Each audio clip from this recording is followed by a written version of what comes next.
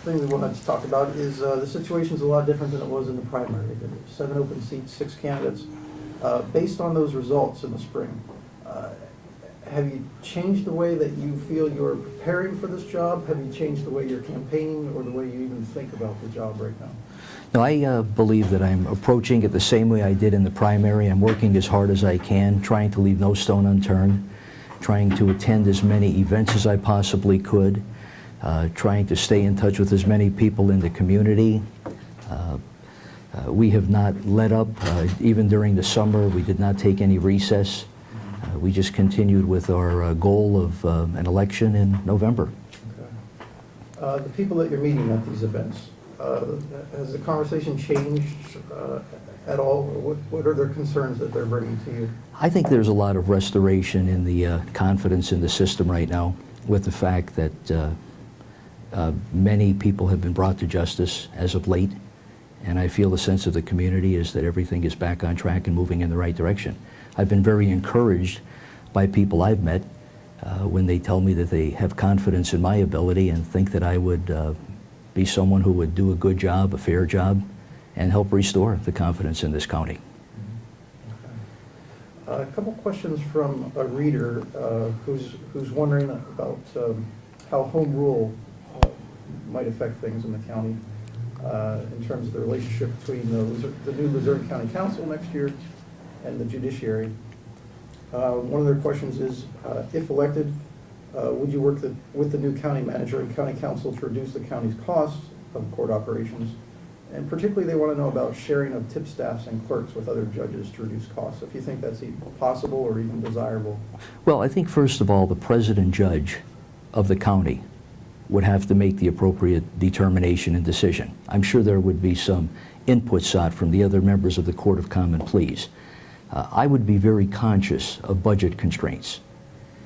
Although some positions are vital and crucial to the administration of justice, I would be very amiable to any budget constraints. I think that we're all in this together, whether we are the judiciary or another branch of government. We're all citizens of this county. We have to realize that there is only so much money available to meet the needs of our citizenry. I will tell you that on the campaign trail now, I have met everyone who is running for county council. Democrat, Republican, Independent. We either run into each other at political events or picnics. We've met everyone. I find everyone to be very amiable, personable, and I think one of the edges we have right now is, if elected, we have some familiarity with each other, which may lead to our ability to approach each other on certain issues of common relevance to the people. You've met all 28 at this point? Yeah, I'd say for the most part I met all since January. It seems like every event we attend, you normally have an outpouring of candidates. You know, I've attended all types of events. I've gone to different candidates' events also. I'd say over the last 7 or 8 months I've met everyone. It's not weird. Another question along the same lines with home rule. The Transition Committee has been working on an ethics code, a personnel code. It's not required that the new council adopt that, but in all likelihood they might take some version of it and apply it. The question for Judge Kennedy is, would you support efforts to include the court personnel within the ethics and personnel codes of the Home Rule Charter? I think there should be an ethics code initially. We have to be aware that the judiciary operates under a code of judicial conduct, and not only do we operate under a code of judicial conduct, but we do have ethical rules that apply to our staff also. Every member of our staff, and I've been a magisterial judge now elected for 20 years, but every member of my staff is governed by the judicial code and the ethics relating to the administrative office of Pennsylvania courts. Again, I think the president judge, in consultation with the Supreme Court of Pennsylvania, would have to determine if the ethics code being promulgated by the county is something that could be applied to judicial personnel. And I'm not certain if in any way it may be an attempt to supersede the present judicial code and the ethical rules that we have. But I tell you, we operate under very stringent rules right now, not only as a judicial officer, but even members of our staff. And I think it should be that way. I've been proud to be a member of the statewide special court judges of Pennsylvania Ethics and Professionalism Committee for several terms right now. Can you give us an example or two when you say that you do operate under stringent rules?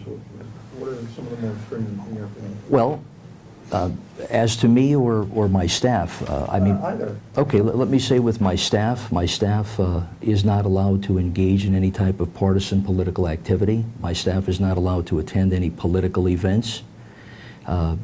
Some of them have worked with me for 20 years. They're not able to attend my events. They're not able to attend events for other candidates. And I think that's good. I think it's good because we need neutrality in the judicial system, and we don't need any type of partisan activity. Now, as to me personally, I am not allowed to engage in any political activity of any type unless I find myself in an election year. Now, as a magisterial judge, I would run every 6 years in Greater Pittston. The year that I would run, I would be able to attend political events. I would attend Democrat and Republican political events.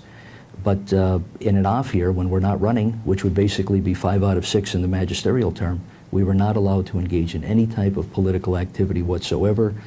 We could offer speeches for educational purposes to educational groups, school groups, scouting groups, etc. We can keep touch with our community, but we could do nothing political, nothing. And that's fine, because neutrality is something that is dictated in the judicial field.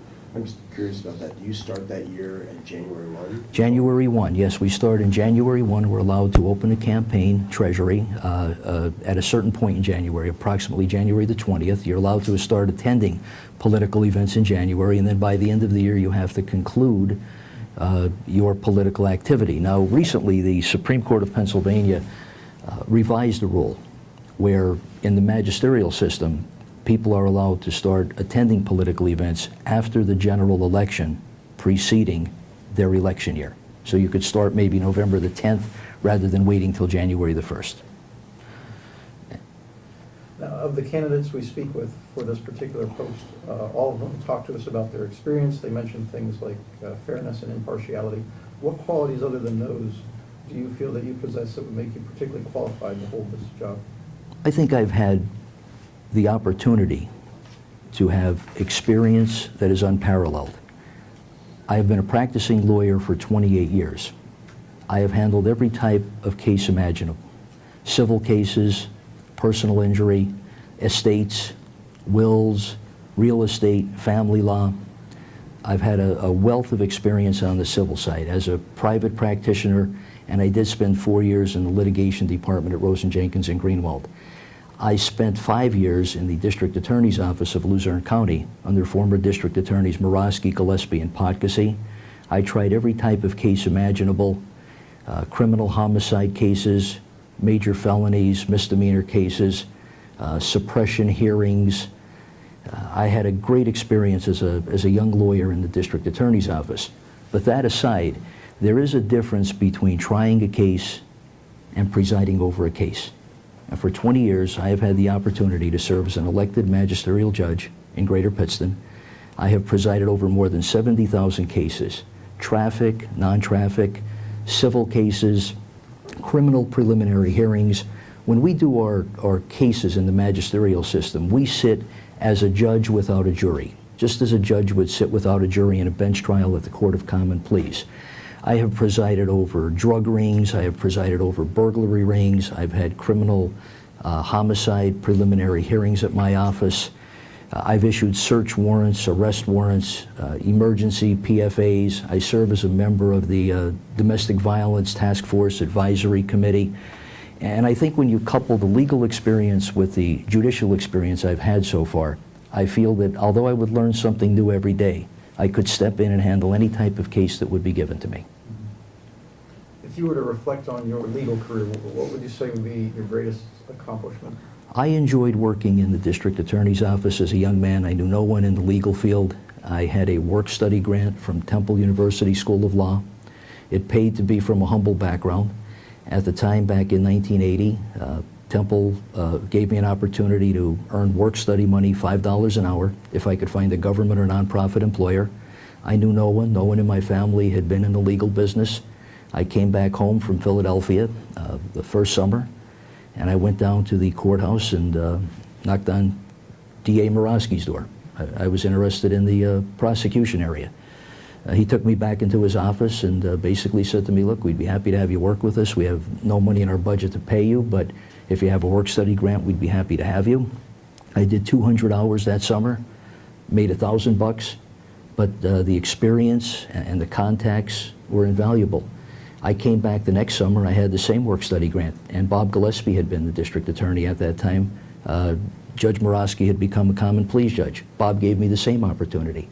And then the third year when I graduated, I sat down with D.A. Gillespie and I asked him to keep me in mind if there would ever be an opportunity. And he said to me, look, we do have an opening. We'll bring you in. When I came in, I was brought in as the juvenile district attorney, and I would do juvenile court. I recollect that it was a full-time position. Starting salary was $16,000. I had just come out of law school. I had 1 year deferred on my student loans, and I said, where do I sign? And I'll tell you the rest was history, because over the next 5 years in that office, I worked my way to the point where I became a senior trial lawyer, and I would try murder cases and major felonies. So when I reflect back, I always feel that working in the district attorney's office was the springboard for me. I had dozens of jury trials. I had hundreds of court appearances. As a young lawyer, it gives you the opportunity to develop confidence, and I was proud to be part of that system. I did it for 5 years. My wife and I were then expecting our first child, who is now 23, and I thought maybe it was time that I move on into a firm and try to develop another area of law. And I had an opportunity from Rosen, Jenkins and Greenwald, and I went to Rosen, Jenkins and Greenwald, and I stayed with them for 4 years in their civil litigation department. Earned a lot of experience in civil court, civil trials. But in my third year at Rosen, Jenkins and Greenwald, there was an opening for the magisterial position in Greater Pittston. I live in DuPont. I've lived in DuPont my whole life. The magisterial district is Avoca, DuPont, Duryea, Ustown, and the city of Pittston. Judge Agello was our magisterial judge for years. He was appointed to the Court of Common Pleas. I put my name in for the appointment to the position. I did not get the appointment. But the next spring, we had an election. I won both party nominations, and proud to say, since 1991, I have won both party nominations every 6-year term that I've run. Have you lectured or taught in the law through the years? Yes, I've been called upon numerous times to speak at LCC. I've offered lectures at King's. I've offered lectures at Marywood. I'm a regular speaker at Pittston area high school, middle school events, DARE programs, deputy sheriff programs, alcohol and drug issues, mock trials we're very big on. We still present mock trials. I had Pittston area's Young Lawyers Club in my office in early June, and they studied a mock criminal problem, and they did an exceptional job of presenting a criminal trial in our magisterial court, well attended in Greater Pittston. So I've always prided myself on trying to get out there and reach the kids in particular. I enjoy getting out there and speaking to our senior citizens. I'm commonly invited to give speeches on maybe crime in the elderly or drug and alcohol related speeches, safe driving to the kids. It's been a great experience as a magisterial judge. At the collegiate level, Kings or Marywood, what subjects might you deal with there when you talk to them? Well, I was never a paid instructor, but I would be invited. I recollect that LCC on many occasions I would speak on the use of firearms and deadly force as self-defense. There was a time when maybe for a 3 or 4 year period the people who were teaching that class would have me appear as a guest lecturer. I've been at other universities or colleges where I've lectured on the magisterial system or maybe a criminal case from start to finish, from the initiation of criminal process, maybe the approval of a criminal complaint, arrest warrant, through preliminary hearing all the way through the trial stages. So primarily my lectures have been on criminal matters, but I have been called upon by the senior citizen centers in particular to speak about wills and powers of attorney and living wills. Have you received any honors, awards, prizes, forms of recognition related to the law? I have received several awards as of late. I was appointed to the Supreme Court Minor Court Rules Committee by former Chief Justice Nix. And then I was reappointed by Chief Justice Castile as chair of the committee. And I served a 6-year term, as chair of the Minor Court Rules Committee. And basically, the Minor Court Rules Committee is the committee appointed by the Pennsylvania Supreme Court to review rules that affect magisterial practice and recommend changes, revisions, amendments to the Supreme Court. So that was a very high honor for me.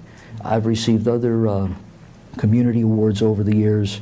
I have many of them listed on my resumes. Proud to say that I recently received the Silver Bayonet Award from the statewide AMVETS. The statewide AMVETS awarded me a Silver Bayonet Award at their convention in Greensburg a couple months ago in recognition of my volunteer nonprofit legal service to the veterans organizations in the greater Pittston area. My Lions Club recently honored me with the Melvin Jones Award, which is the highest award that could be bestowed upon someone who's a Lion. I've been a proud Lion for about 25 years right now. Could you describe one or two cases in which you've been involved that you considered among the most significant? Well, I will say this to you. Anytime someone comes into our courtroom, in particular at the magisterial level, that case is the most important case to the litigants when they appear. It could be a traffic case, it could be a civil case, or it could be a criminal case. But I've presided over several criminal preliminary hearings as of late, which contain very detailed testimony. And again, I will tell you this, I draw upon years of experience, I draw upon my earlier days trying cases in the district attorney's office and everything I've learned over the years. I don't want to comment on any case in particular for the fact that some of them may still be pending before the Court of Common Pleas, but I can say that we've had criminal homicide cases in my area, we've had arson cases in my area, and very often when you hear an arson case, you realize sometimes how complex the testimony can be in an arson case. You know, aside from that, over the years, I tried everything imaginable. When was the last time you were in the Court of Common Pleas? I would say that in the family division, I would still be in the Court of Common Pleas in the family division, but when you become a magisterial judge, of course, you devote your time primarily to the magisterial system, so I cut back on any type of civil trial practice. And on the criminal end, as a magisterial judge, we are not allowed to handle criminal cases. So my involvement with the Court of Common Pleas has been contemporary to this point, but it's been more in the family, estate, real estate areas. Can you just describe for me what you think the temperament of a judge should be in the Court of Common Pleas regarding the jury? How does the judge set the tone in the newsroom for the jury? For the jurors, do you mean, sir? Yes. I think a judge has to remind the jurors of their obligation as citizens to sit, to be good listeners.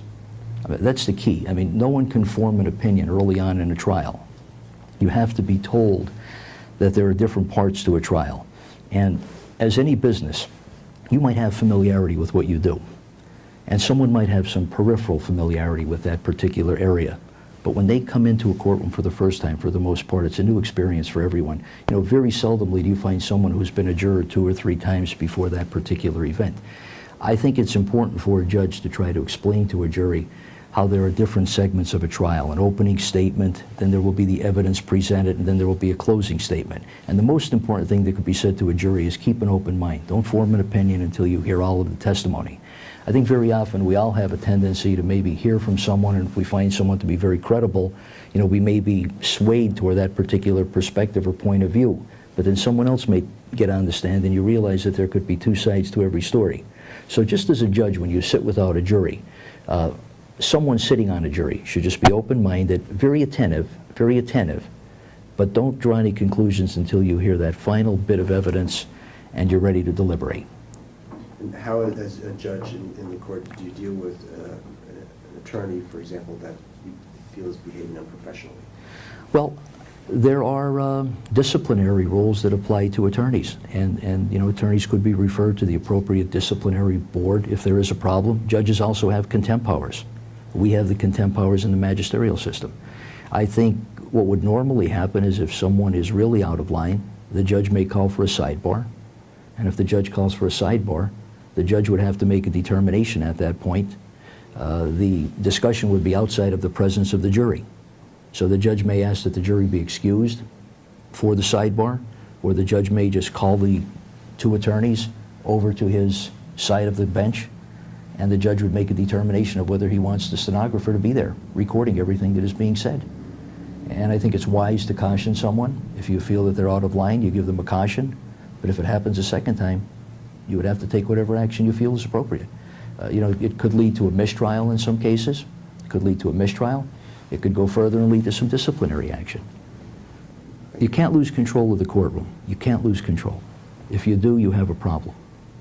Thank you. A couple questions about experience, and you've touched on it a lot, but we're asking some of the same questions of all the candidates.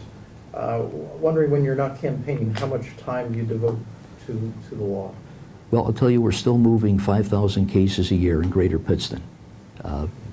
I will attend political events during the evening, but our weekly, daily court schedule has not changed. It has not changed. It is not uncommon for us to do court where maybe we move 70 traffic cases a day, or maybe 20 civil cases, or 20 preliminary hearings. We get done at the appropriate time, and then I find myself on the fly at night going out and attending political events. So the political activity that I engage in does not in any way impact anything that we do. Our cases are current.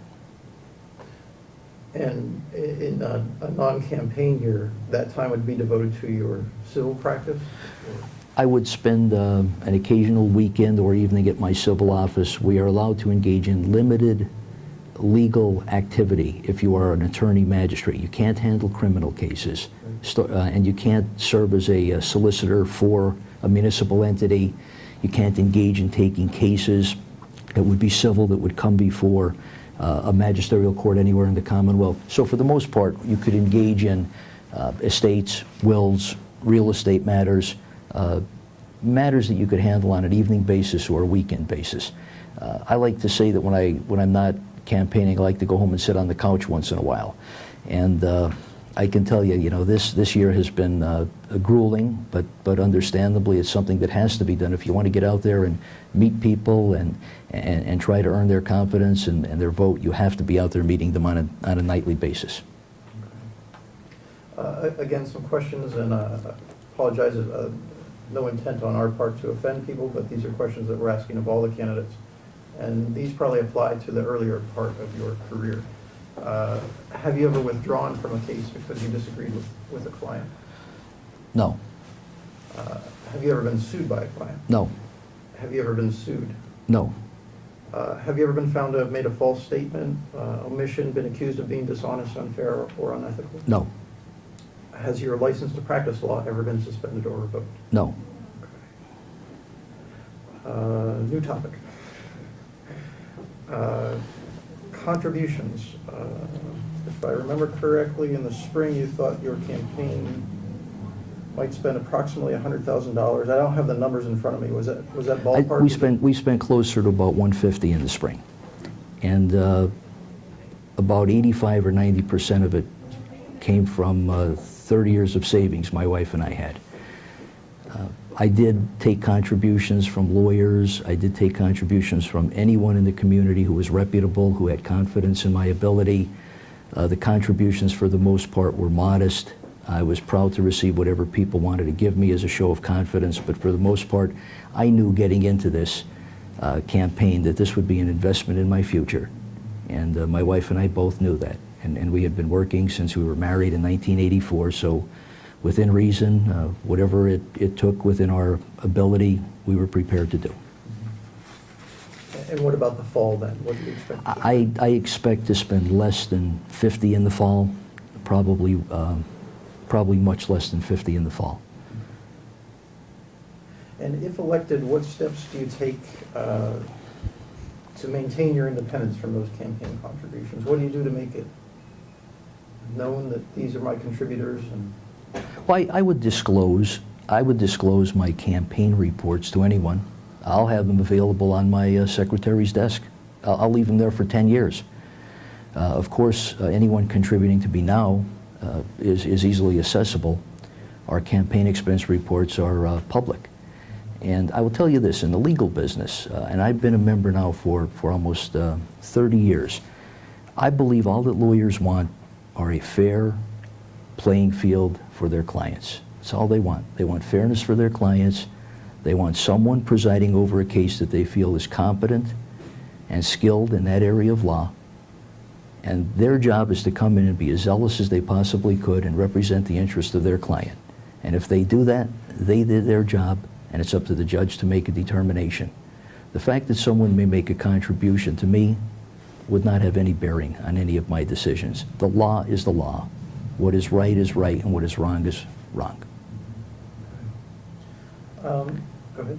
Of that 50% or the 50,000 that you're planning to spend in the fall, how much of that will be from contributions and how much from you and your wife? I would say that my wife and I would probably put in at least 75 to 80% of it.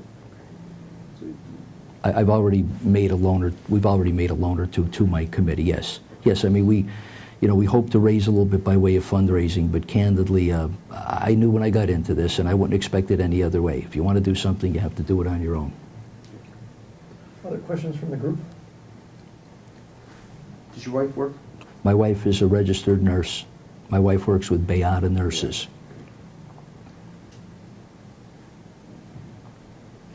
Couple questions, making the assumption that things go your way in November and that you have the job as judge. Under what circumstances can the courts seal court files or court proceedings? In what case would you be favoring that kind of? Well, I think it depends on what area you are assigned. Like, for instance, on the criminal side, sometimes certain types of warrants or search warrants can be sealed by rule. And when those types of items are sealed, they're sealed because of the confidentiality maybe of an investigation, but also for fear that someone that may be apprehended will not abscond. I think on the civil end, for the most part, anything that is public should be made public and should be given freely. We pride ourselves in the magisterial system right now. We're governed by the Administrative Office of Pennsylvania Courts Public Access Policy, and whatever we're allowed to give by the Supreme Court of Pennsylvania, we give freely. I can tell you I have reporters at my office all the time. Normally we have to redact the names of maybe child victims, but anything else that we are allowed to give, we freely give, all public record. And again, same scenario, if you're serving as judge, what factors are considered in granting and setting bail amounts for defendants? What do you believe would be your primary considerations in making that decision? I've set bail on individuals now for 20 years. I have set bail on probably 30,000 people. When I was an assistant district attorney, I would bring people before magisterial judges or court of common pleas on bail issues. People have to realize that there's a balance when it comes to bail. The purpose of bail is not to punish. If the purpose of bail was to punish, we would not have trials. The purpose of bail is to ensure that someone will appear at the next court proceeding as directed. And factors that we take into consideration are whether individuals have ties with the community, whether they are perhaps residents of our community, employed in our community, have family in our community. We also inquire as to whether they have any prior record, whether they are on probation or parole, whether they have a history of flight, whether they have any substance abuse problem. And these are all factors that a judge takes into consideration before setting an appropriate amount of bail. There are different types of bail. People can be released on an unsecured bail, where basically they signed a bail piece and they're free to be at liberty until the day of their hearing. There are many cases where bail is set in a percentage basis or a straight bail, and often you will find that people may be placed on a bail piece but supervised by some agency like pretrial services, where maybe someone has some type of a problem, maybe a substance problem, for instance, and with a little bit of supervision, maybe they get some treatment while they're waiting trial. But bail has to weigh the safety of the community also against those questions that are asked of the defendant. Do you feel, did you get a feel for setting bail through your, There is no table that we look to. I've had several interns work with me over the years, and they've asked me that question. What is the amount of bail you put on someone if they're charged with this offense or that? And I say, look, there is no table that we could look to. There's no guideline book that we look to. It's something just from experience and realizing you're weighing the safety of your community against someone's right to post bail. and you take all those factors into consideration. There are certain cases where bail is denied. For instance, in criminal homicide cases, an individual cannot be placed on bail at the magisterial level. A magisterial judge, for instance, also has the ability to deny bail, even in a non-capital case, if you have articulable reasons. So again, you inquire of the individual who is being placed on bail, some of the factors that I just mentioned to you. I have found that people are candid with me when I ask them the bail questions. And if there's ever a question of whether they are awaiting trial on other charges or on another bail piece, normally the arresting officer has that information readily available. Do you believe that residents of Luzerne County have adequate access to legal help, or are there barriers for certain segments? I think that there are agencies out there if people know where to turn. For instance, we commonly refer people to Legal Services of Northeastern Pennsylvania when they come into our office and they seem to not have a total grasp of what they want to do or what they might be able to do. I have also found an excellent tool is the Wilkes-Barre Law and Library Lawyer Referral Service. There is a service available through the Bar Association where if someone needs some help, there's an attempt to maybe match people up with lawyers who engage in that area of practice on a pro bono or maybe on a limited fee basis. So again, there are avenues toward legal help. People just have to be put in the right direction. Any other questions from the group at this point? I think that takes care of all my questions. Is there anything that we didn't ask you about that you particularly want to mention? Anything you want to emphasize? No, I think you were very thorough. I'm happy to be here again with you. If you have any other questions, I'd be happy to answer them for you. Okay, thank you very much. Thank you.